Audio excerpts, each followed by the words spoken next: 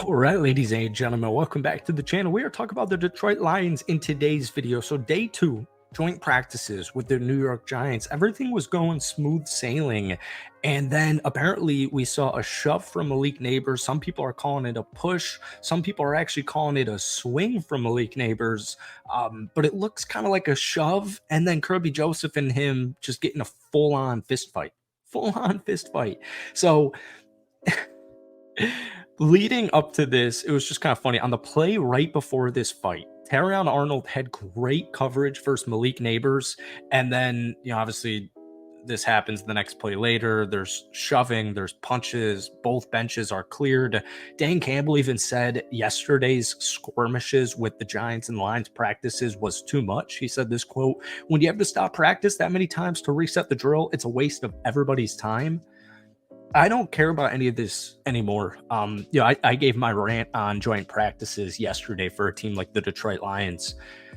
The worst news in the entire world came out earlier this morning at about 8 a.m. And I'm sure you guys have seen Emanuel Mosley suffered a torn pec in practice, and he's going to be out indefinitely. Now, at the time of this recording, I'm maybe about to hop on a flight if this stupid Debbie goes away.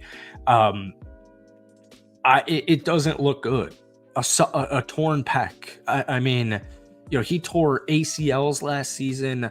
I mean, he just cannot stay healthy. And this was like my only concern with the Detroit Lions all summer, was just staying healthy. You can look like dog crap in all 3 preseason games. You can look like dog crap in joint practices. Because, folks, by the way, Ben Johnson's not showing jack diddly frickin' squat to any team in the National Football League in a joint practice in the first week of August. This is the worst news in the entire world.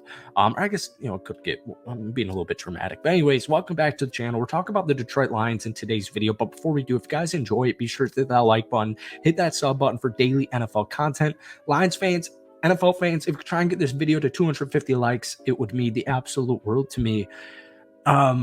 Next man up mentality. I do anticipate the Detroit Lions to make a roster move after hearing that today about the cornerback room, because you can never have too many cornerbacks.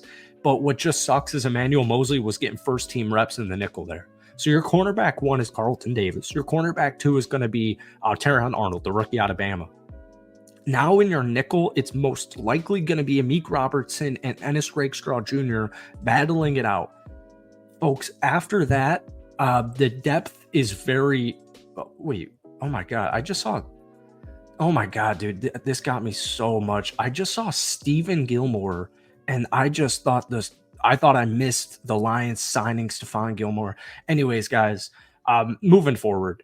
This just sucks. We'll talk about this towards the end of the video, because I do want to talk about training camp and what we saw, or what I read and what I saw from today's practice. But I mean, Emanuel Mosley just literally can't catch a break. We don't know at the time of this if it's season ending. A torn pec doesn't sound good. He played, 4 snaps for the Detroit Lions last season. The year before that, he played 5 football games for San Francisco. The year before that, 11, 12, 16. His rookie season, he only played 1. This dude just can't stay healthy. And I feel like a big fat idiot right now thinking to myself that he was going to stay healthy. Folks, Carlton Davis is going to give you probably at best 14 games this upcoming season, maybe 15 games. There needs to be more depth. There needs to be more talent there. Amik Robertson, I do just want to say, is a really talented defensive back in the National Football League. Yes, he's 5'8". Don't matter. His heart, his grit. The Raiders did not want to lose him. Trust me, every Raiders fan, I've been covering the Raiders for a couple of years now. No Raiders fan was happy about losing Amik Robertson. But just moving out towards some tweets I saw from today. Jeremy Reisman, my favorite article, or my favorite writer over on Detroit Online's Pride of Detroit, he said this from today, all right? As I've pointed out several times this week, one of my main takeaways from last year's joint practices with the Giants was how leaky the Lions' run defense looked. They turned out pretty okay.